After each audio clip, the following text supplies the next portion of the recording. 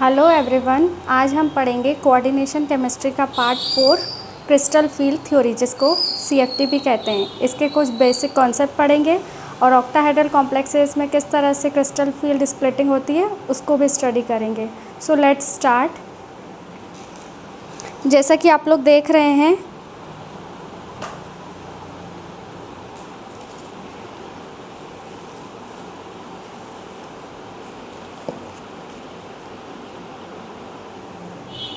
सबसे पहले मैंने यहाँ पर लिखा है basic concept and crystal field splitting in octahedral complexes. आज का हमारा टॉपिक है क्रिस्टल फील्ड थ्योरी।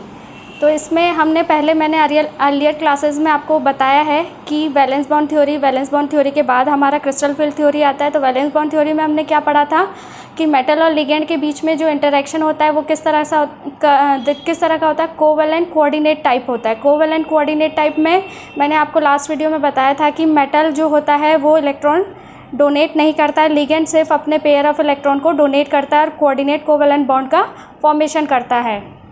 लेकिन यहाँ पर क्या बताया गया था सीएफटी में कि मेटल और लिगेंड के बीच में जो बॉन्डिंग होता है वो किस तरह का होता है, आयनिक इन नेचर। मेटल लिगेंड जो बॉन्डिंग होती है वो किस तरह की होती है, आयनिक होती है। आयनिक मीन्स हमको पता है आयन फॉर्मेशन किस तरह से होता है। अगर एक स्पीशीज़ पे प्लस चार्ज और एक स्पीशीज़ पे नेगेटिव चार्ज है ना, प्लस माइनस चार्ज क्रिएट होता है तो आयन फॉर्मेशन होता है। आयन की वजह से उसमें ऑपोजिट चार्ज की बीच में अट्रैक्शन होता है और बॉन्ड फॉर्मेशन होता है। ठीक है, तो इस तरह से यहाँ पर कंसिडर किया गया था कि जो मेटल होता है वो पॉजिटिवली चार्ज स्पीशीज़ होती है, जबकि लिगेंड जो होता है वो नेगेटिवली चार्ज स्पीशीज़ होती है, या न्यूट्रल भी हो सकता है।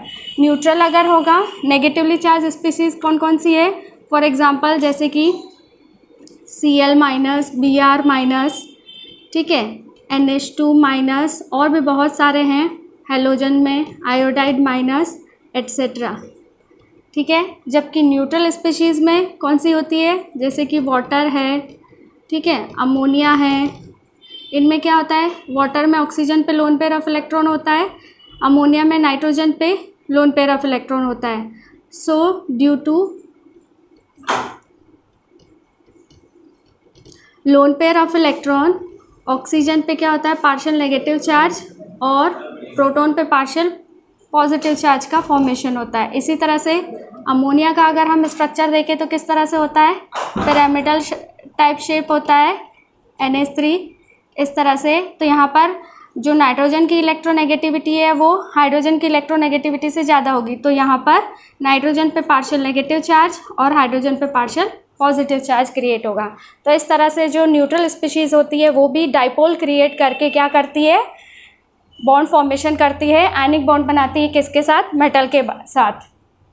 ठीक है, नेक्स्ट हमारा कॉन्सेप्ट है, नेक्स्ट पोस्टुलेट है इसी का सीएफटी का, कि जो मेटल होता है, मेटल के तरफ जब लिगेंड अप्रोच करता है, जैसे अगर हमने ऑक्टाहेड्रल कॉम्प्लेक्स ले लिया तो ऑक्टाहेड्रल कॉम्प्लेक्स में क्या होता है, अगर सपोज हम इस तरह से कंसिडर करें कि एक क्यूब है हमारे पास और एक क्यूब के सेंटर में, ये हमारा क्यूब है, इस क्यूब के सेंटर में हमारा मेटल है और 6 लिगेंड जो होंगे वो 6 फेसेस से, है ना, क्यूब में कितने होते हैं, 6 फेसेस होते हैं, तो 6 लिगेंड जो होंगे वो 6 फेसेस से अप्रोच करेंगे।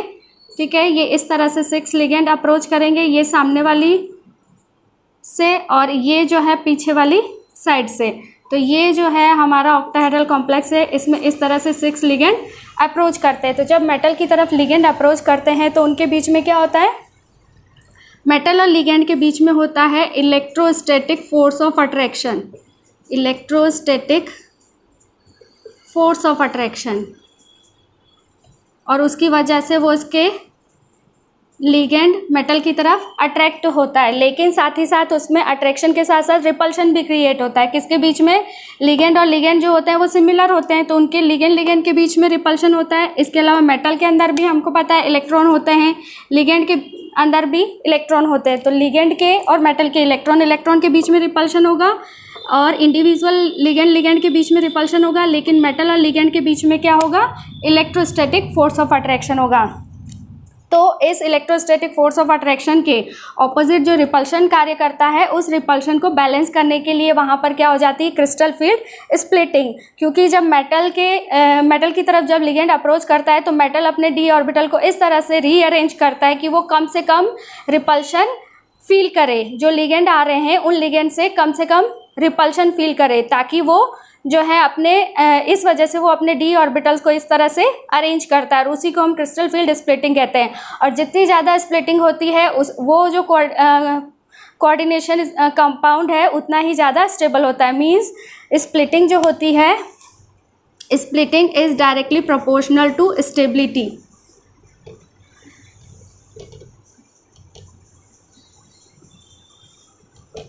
ठीक है, नेक्स्ट एक की पॉइंट आएगा इसी में पोस्टुलेट में ही कि by splitting D orbital arranges itself. जो मेटल के डी ऑर्बिटल की तरफ जब लिगेंड अप्रोच करता है तो मेटल के डी ऑर्बिटल अपने आप को इस तरह से अरेंज करते हैं in such a way that it feel least repulsion, वो कम से कम रिपल्शन फील करें। ठीक है, और उसी की वजह से उसी का कॉन्सिक्वेंस है हमारा क्रिस्टल फील्ड स्प्लिटिंग। जब हम ऑक्टाहेड्रल कॉम्प्लेक्स में कंसिडर करेंगे क्रिस्टल फील्ड स्प्लिटिंग तो इसका फॉर्मूला क्या होता है, Ml6। एक मेटल होता है, उसकी तरफ 6 लिगेंड अप्रोच करते हैं। ये मैंने यहाँ पर डायग्राम बताया है कि अगर हम सपोज एक कोई भी क्यूब ले और क्यूब के सेंटर पर अगर हम मेटल को फिक्स कर दें तो जो 6 लिगेंड है वो 6 डायरेक्शन से आएंगे, मतलब जो क्यूब है उसके 6 फेसेस की तरफ से अप्रोच करेंगे। और वो सारे कहाँ से आएंगे, अलोंग द एक्सिस। 6 लिगेंड जो होंगे वो कहाँ से अप्रोच करेंगे, अलोंग द एक्सिस अप्रोच करेंगे। ठीक है, अलोंग द एक्सिस अप्रोच करने की वजह से मेटल जो होता है वो अपने डी ऑर्बिटल को अरेंज करता है, रीअरेंज करता है और स्प्लिटिंग शो करता है। ठीक है, अब नेक्स्ट आता है हमारा पॉइंट कि क्रिस्टल फील्ड स्प्लिटिंग किस तरह से होती है। तो पहले हम डी ऑर्बिटल को समझ लेंगे कि डी ऑर्बिटल कितने टाइप के होते हैं। डी ऑर्बिटल जो होते हैं मेटल के अंदर वो 2 तरह के होते हैं, नॉन एक्सियल और एक्सियल। एक्सियल जो सेट होता है, एक्सियल मतलब क्या है कि ये जो ऑर्बिटल होते हैं वो क्या होते हैं, अलोंग द एक्सिस प्रेजेंट होते हैं। यहाँ मैंने लिखा है ईजी सेट ऑफ ऑर्बिटल जो होता है वो अलोंग द एक्सिस होता है। दूसरा पार्ट है डी ऑर्बिटल का नॉन एक्सियल, जो कि T2G कहलाते हैं। ये बिटवीन द एक्सिस प्रेजेंट होते हैं। एक्सिस किस तरह से, 3 डायमेंशन एक्सिस हमको पता है, ये एक्स है, ये वाई है, ये जेड है। तो जो हमारा ईजी सेट होता है अलोंग द एक्सिस प्रेजेंट होता है और जो T2G सेट होता है वो कहाँ होता है, बिटवीन द एक्सिस होता है। ठीक है, तो इस तरह से, और हमको पता है कि मेटल की तरफ जो लिगेंड है वो अप्रोच कहाँ से कर रहे हैं, अलोंग द एक्सिस कर रहे हैं। अलोंग द एक्सिस कर रहे हैं मतलब ज़्यादा रिपल्शन कौन फील करेगा, ईजी सेट ऑफ ऑर्बिटल ज़्यादा रिपल्शन फील करेंगे। तो ये कहाँ चले जाएंगे, अपर हायर एनर्जी की तरफ चले जाएंगे। जबकि T2G ऑर्बिटल जो होते हैं वो बिटवीन द एक्सिस होते हैं, ये कम रिपल्शन फील करते हैं, तो ये क्या करते हैं, लोअर एनर्जी की तरफ चले जाएंगे। तो इस तरह से हमारी स्प्लिटिंग मैंने यहाँ बताई है। ये 5D ऑर्बिटल है। 5D ऑर्बिटल जब मेटल आयन फ्री होगा, है ना, फ्री मेटल आयन के केस में इस फॉर्म में रहेंगे। लेकिन जैसे ही स्टेरिक फील्ड मतलब कैसे, जब लिगेंड अप्रोच करेगा इसकी तरफ, किसकी, मेटल की तरफ अप्रोच करेगा तो उसकी एनर्जी जस्ट हायर हो जाएगी। फिर जब वो हायर एनर्जी में जाएगा तब उसकी स्प्लिटिंग होगी 2 सेट में। एक सेट होगा T2G सेट, एक होगा EG सेट। T2G सेट में फर्दर 3 ऑर्बिटल होते हैं, DXY, DYZ और DZX। और EG सेट में होते हैं DX2, Y2 और DZ2। और जो दोनों ऑर्बिटल की स्प्लिटिंग होती है उसके बीच का जो गैप होता है ना, उसको हम बोलते हैं डेल्टा O। डेल्टा O या इसको बोलते हैं crystal field splitting energy, crystal field splitting energy. ठीक है, और यहाँ पर जो ये है हमारा बेरी सेंटर मतलब न्यूट्रल पॉइंट, वहाँ से जो T2G है उसकी एनर्जी कितनी डिक्रीज़ होती है, -0.4 डेल्टा O डिक्रीज़ होती है। और EG की एनर्जी +0.6 डेल्टा O इंक्रीज़ होती है। ठीक है, और ये जो डेल्टा O किसके इक्वल होता है, 10dq = G/F। ये G जो है वो लिंडेज स्प्लिटिंग फैक्टर है जो कि मेटल का स्प्लिटिंग फैक्टर है, और F जो है वो लिगेंड का स्प्लिटिंग फैक्टर है। नेक्स्ट इसका फॉर्मूला आता है क्रिस्टल फील्ड स्टेबलाइजेशन एनर्जी किस तरह से कैलकुलेट करते हैं। ये है हमारी क्रिस्टल फील्ड स्प्लिटिंग एनर्जी, और अब हम कैलकुलेट करेंगे क्रिस्टल फील्ड स्टेबलाइजेशन एनर्जी। इसका अगर आप लोग स्क्रीनशॉट लेना चाहें तो ले लीजिए।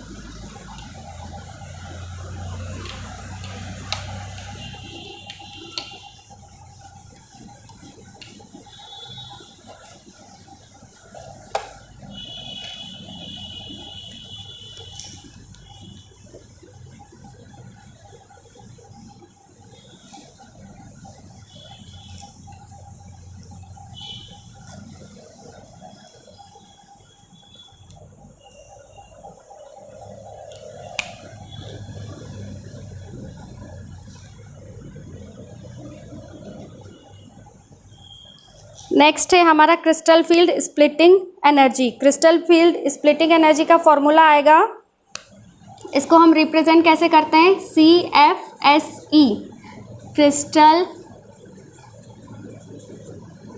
फील्ड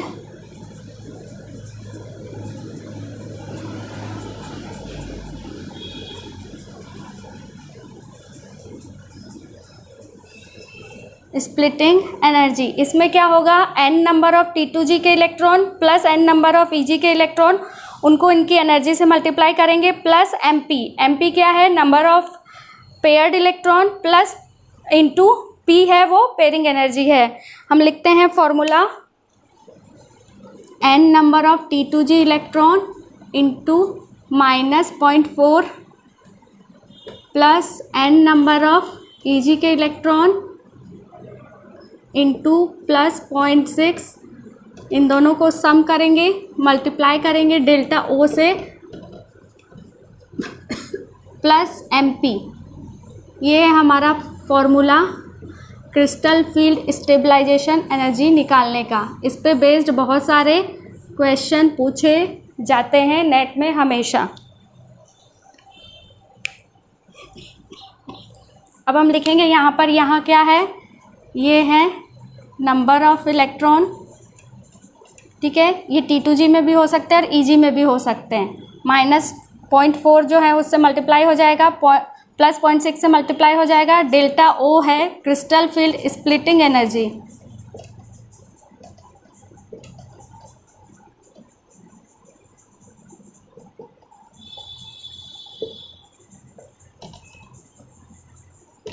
M है नंबर ऑफ पेयर्ड इलेक्ट्रॉन,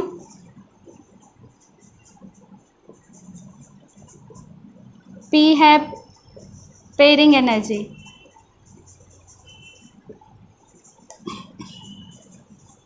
ठीक है, ये फॉर्मूला है। अब यहाँ पर एक चीज़ आती है, नंबर ऑफ पेयर्ड इलेक्ट्रॉन और पेयरिंग एनर्जी। पेयरिंग एनर्जी किस तरह से निकालते हैं, हम लोग नॉर्मली जानते हैं फील्ड जो होता है, पहले भी हम लोग देख चुके हैं प्रीवियस वीडियो में, जो फील्ड होता है लिगेंड का वो दो तरह का होता है, एक होता है स्ट्रॉन्ग फील्ड और एक होता है वीक फील्ड।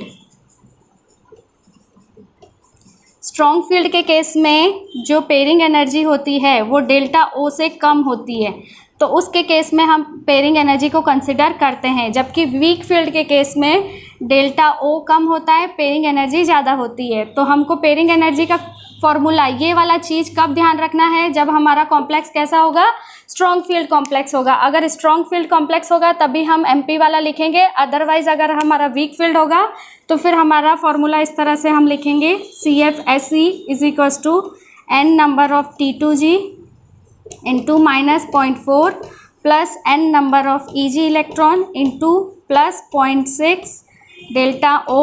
बस इतना ही होगा हमारा फॉर्मूला जब हम वीक फील्ड यूज़ करेंगे। ठीक है, वहाँ पर MP को हमको यूज़ नहीं करना है, क्योंकि उसके केस में जो पेयरिंग एनर्जी होती है स्ट्रॉन्ग फील्ड के केस में लेस होती है, जबकि वीक फील्ड के केस में पेयरिंग एनर्जी ज़्यादा होती है, पेयरिंग नहीं हो पाती है, इसलिए हम पेयरिंग एनर्जी को कंसिडर नहीं करेंगे और हमारा डायरेक्टली फॉर्मूला ये यूज़ होगा। ठीक है, इसका स्क्रीनशॉट ले लीजिए। नेक्स्ट हम नंबर ऑफ पेयर्ड इलेक्ट्रॉन, जब स्ट्रॉन्ग फील्ड होगा तो नंबर ऑफ पेयर्ड इलेक्ट्रॉन कैसे निकालेंगे, M की वैल्यू, मतलब M की वैल्यू हम लोग कैसे निकालेंगे, नॉर्मली पेयरिंग कब शुरू होती है, जैसे d ऑर्बिटल है, d ऑर्बिटल कैसे होता है, d ऑर्बिटल की जो स्प्लिटिंग अभी मैंने बताई है, नीचे T2G होगा, ऊपर में EG होगा, तो अनपेयर्ड इलेक्ट्रॉन है ना, अगर 3 होंगे, मतलब d में कितने होंगे, 3 इलेक्ट्रॉन होंगे, तब तक तो क्या होगा, पेयरिंग नहीं होगा, चाहे वीक फील्ड हो चाहे स्ट्रॉन्ग फील्ड हो, है ना, दोनों में ही अनपेयर्ड इलेक्ट्रॉन भरेंगे, है ना, चाहे स्ट्रॉन्ग फील्ड हो चाहे वीक फील्ड हो, दोनों के ही केस में 3 इलेक्ट्रॉन तक पेयरिंग के कोई चांसेस नहीं होंगे। और फिर नेक्स्ट पेयरिंग किस में होता है, स्ट्रॉन्ग फील्ड के केस में होता है, वीक फील्ड के केस में हम पेयरिंग नहीं करते हैं। तो जब हम नंबर ऑफ M या नंबर ऑफ पेयर्ड इलेक्ट्रॉन निकालेंगे तो हम स्ट्रॉन्ग फील्ड को वीक फील्ड के साथ कंपेयर करके कैलकुलेट करेंगे। हमेशा M और P जो होता है वो स्ट्रॉन्ग फील्ड के केस में ही कैलकुलेट किया जाता है, वीक फील्ड के केस में नहीं किया जाता है। लेकिन जब स्ट्रॉन्ग फील्ड के केस में हम M निकालेंगे तो उसको हम कंपेयर करेंगे किसके साथ, वीक फील्ड के साथ, फिर उतना पेयर ऑफ इलेक्ट्रॉन लेस करेंगे, फिर लिखेंगे। जैसे फॉर एग्जांपल मैं आपको बता रही हूँ, जैसे अगर हमारे पास D4 सिस्टम है, ठीक है, और स्ट्रॉन्ग फील्ड कॉम्प्लेक्स है और हमको M निकालना है, तो पहले हम वीक फील्ड में किस तरह इलेक्ट्रॉन भरेंगे वो ड्रॉ करेंगे। जैसे वीक फील्ड है, वीक फील्ड में क्या होता है, हुंड रूल फॉलो होता है, स्ट्रॉन्ग फील्ड में हुंड रूल फॉलो नहीं होता है। यहाँ पर हमारा वीक फील्ड हो गया, नेक्स्ट हमारा स्ट्रॉन्ग फील्ड हो गया। वीक फील्ड में क्या होगा, हुंड रूल फॉलो होगा, एक एक अनपेयर्ड इलेक्ट्रॉन सभी ऑर्बिटल में फिल किया जाएगा। लेकिन स्ट्रॉन्ग फील्ड में क्या होगा, हुंड रूल फॉलो नहीं होता है, पहले T2G भरता है अनपेयर्ड, फिर T2G में ही पेयरिंग शुरू हो जाती है, EG में नहीं जाता है। तो स्ट्रॉन्ग फील्ड में जब हम इलेक्ट्रॉन भरेंगे तो 1 2 3 4 इस तरह से होगा। तो यहाँ पर नंबर ऑफ पेयर्ड इलेक्ट्रॉन यहाँ और यहाँ देखेंगे, यहाँ पर नंबर ऑफ पेयर्ड इलेक्ट्रॉन कितने हैं, 0, यहाँ पर नंबर ऑफ पेयर्ड इलेक्ट्रॉन कितने हैं, 1। तो यहाँ पर हम क्या करेंगे, 1 लेस करके लिखेंगे, 1 लेस करके लिखेंगे तो यहाँ क्या हो जाएगा, m = 1 है ना, यहाँ m 0 है और यहाँ 1 है, तो 1 यहाँ से लेस करेंगे तो यहाँ तो एक भी नहीं है, तो हम क्या करेंगे, 1 m की वैल्यू 1 मानेंगे। अगर हमारे पास सपोज D5 है और स्ट्रॉन्ग फील्ड कॉम्प्लेक्स है, तो पहले हम भरेंगे किसमें, हाई स्पिन कॉम्प्लेक्स में इलेक्ट्रॉन। हाई स्पिन या वीक फील्ड, हाई स्पिन एक ही चीज़ होता है, weak field then strong field. अब इसमें D5 कॉन्फ़िगरेशन में हमको इलेक्ट्रॉन भरना है वीक फील्ड में, तो कैसे करेंगे, सबसे पहले अनपेयर्ड इलेक्ट्रॉन भरेंगे 3, फिर 4, फिर 5।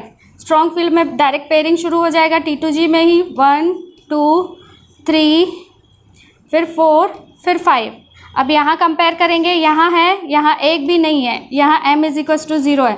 अब यहाँ क्या है, m = 2, तो यहाँ पर हमारा m = 2 कंसिडर हो गया। नेक्स्ट अगर हमको D6 में इलेक्ट्रॉन भरना होगा, किस तरह से होगा, मैं इसको रब कर दे रही हूँ।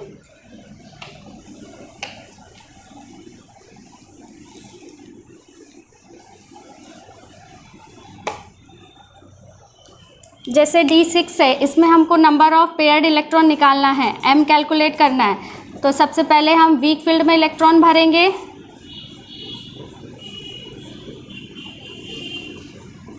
फिर स्ट्रॉन्ग फील्ड में भर के देखेंगे। तो D6 है, ये हमारा वीक फील्ड है, ये हमारा स्ट्रॉन्ग फील्ड है, इसमें इलेक्ट्रॉन भरेंगे 1 2 3 4 5 6। हुंड रूल फॉलो हो रहा है, यहाँ पर हुंड रूल फॉलो नहीं करना है, 1 2 3 4 5 6। अब यहाँ कंपेयर करेंगे, यहाँ कंपेयर करेंगे, यहाँ 1 है और यहाँ 3 है, तो यहाँ पर हम 1 लेस करके लिखेंगे, मतलब ये वाला और ये वाला कैंसिल हो गया, तो हमारा m कितना बना, 2। नेक्स्ट अगर हमको D6 में भरना है, m की वैल्यू निकालना है, तो फर्दर वापस हमको वैसे ही प्रोसेस फॉलो करना पड़ेगा। ये लास्ट है m निकालने का प्रोसेस, बाकी आप कर सकते हैं सेम प्रोसेस से। अब इसमें क्या होगा, 1 2 3 4 5 6 फिर 7, यहाँ भरेंगे 1 2 3 4 5 6 7, यहाँ जाएगा। यहाँ कंपेयर करेंगे, यहाँ 2 है और यहाँ कितने हैं, 3 है, तो 2 हम काट देंगे, इससे कैंसिल आउट हो जाएंगे, तो हमारा m का वैल्यू कितना आएगा, 1। तो इस तरह से हम स्ट्रॉन्ग फील्ड कॉम्प्लेक्स के केस में m की वैल्यू कैलकुलेट करते हैं। वीक फील्ड कॉम्प्लेक्स में हमको m की वैल्यू और पेयरिंग एनर्जी को ध्यान नहीं देना है, ठीक है, स्क्रीनशॉट ले लीजिए। नेक्स्ट एक लास्ट कॉन्सेप्ट है स्पेक्ट्रोकेमिकल सीरीज, है ना। स्पेक्ट्रोकेमिकल सीरीज क्या होता है, जिसमें लिगेंड को फील्ड के बेसिस पे अरेंज किया गया है, ठीक है। कुछ लिगेंड जो होते हैं वो स्ट्रॉन्ग फील्ड के होते हैं, कुछ वीक फील्ड के होते हैं। तो उस जो है टेबल को, उस सीरीज़ को आप याद रखेंगे, फिर उसी के बेसिस पे हम VBT पे भी अप्लाई कर सकते हैं उस स्पेक्ट्रोकेमिकल सीरीज़ को, और CFT पे भी अप्लाई कर सकते हैं, ठीक है।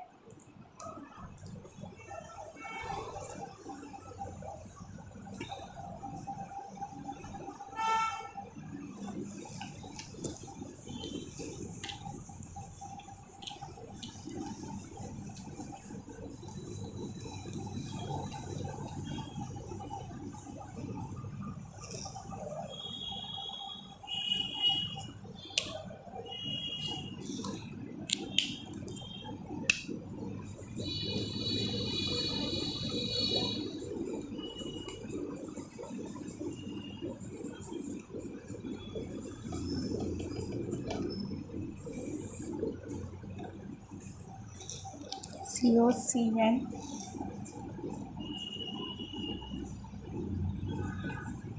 PR3 C6H5 फिर CH3NO2 माइनस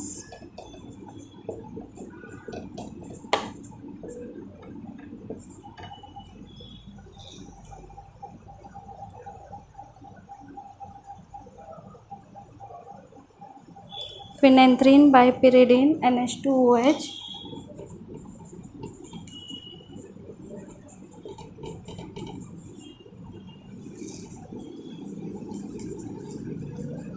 ये स्पेक्ट्रोकेमिकल सीरीज़ आप किसी भी बुक में भी देख सकते हैं, सब जगह मिल जाएगी आपको।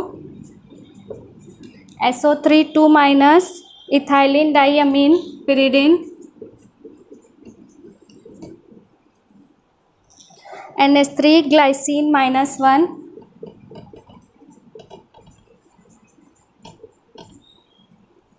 नेक्स्ट है NCS minus water O2 minus oxalate 2 minus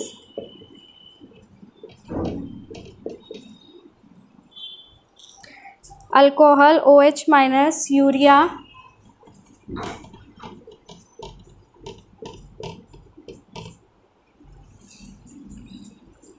urea का formula NH2 CONH2 F minus N3 minus F minus N3 minus Cl minus SCN minus S22 minus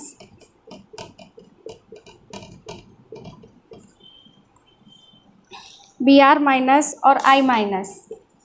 ये स्पेक्ट्रोकेमिकल सीरीज़ है, आप कहीं भी किसी भी बुक से भी देख सकते हैं, लेकिन आपको इसको एक बार लर्न करना है ना। बार बार जब क्वेश्चन में आप इसको अटेम्प्ट करेंगे तो आपको वैसे ही लर्न हो जाएगा बार बार अप्लाई करने से। लेकिन इसमें यहाँ तक आपको ध्यान रखना है कि वाटर जो है, यहाँ तक वाटर से पहले जो इतने लिगेंड्स आते हैं वो सारे कैसे हैं, स्ट्रॉन्ग फील्ड लिगेंड।